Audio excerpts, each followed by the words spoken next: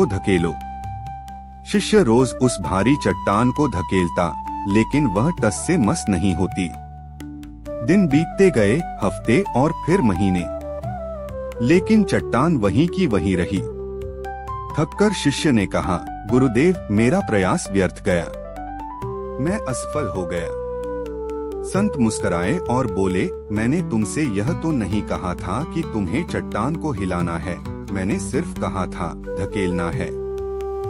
देखो तुम्हारे शरीर को, अब तुम अधिक बलशाली हो, तुम्हारा मन पहले से अधिक दृढ़ हो गया है।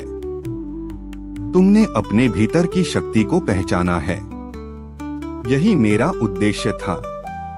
ईश्वर भी हमसे कभी कभी ऐसी ही परीक्षाएं लेते हैं।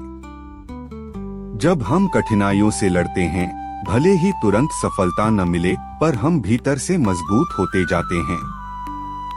प्राचीन काल में हिरण्यकश्यप नामक एक अत्याचारी राजा था, जो चाहता था कि सब उसकी पूजा करें।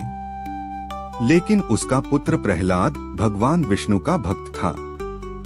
राजा ने उसे बहुत यातनाएं दी, उसे जला देने की कोशिश की, ऊंचाई से गिरवाया, लेकिन हर बार भगवान ने उसकी रक्षा की।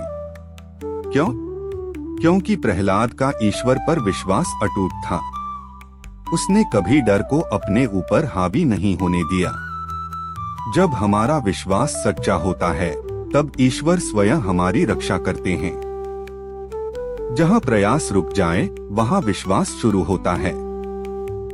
ईश्वर को मत बताओ कि समस्या कितनी बड़ी है, समस्या को बताओ कि ईश्वर कितने बड़े हैं। हर अंधेरे के बाद ही उजाला आता है, बस उस अंधेरे में ईश्वर का हाथ थामे रहो। एक बार एक नाविक समुद्र में यात्रा कर रहा था। अचानक तूफान आ गया। नाव डूबने लगी, लेकिन उसने हार नहीं मानी। वो एक तख्ते के सहारे तैरता रहा। पूरा दिन और रात बीत गई। फिर वह एक सुनसान टापू पर पहुंचा। उसने वहां एक छोटी सी झोपड़ी बनाई। कुछ दिन बाद वो जंगल में गया और लौटकर देखा कि उसकी झोपड़ी जल रही थी। वो रोने लगा और ईश्वर को दोष देने लगा। अगली सुबह एक जहाज आया और उसे बचा लिया। उसने पूछा, आपको कैसे पता चला कि मैं यहाँ हूँ? नाविकों ने जवाब दिया, हमने धुएं का संकेत देखा और समझ गए कि कोई मदद मांग रहा है।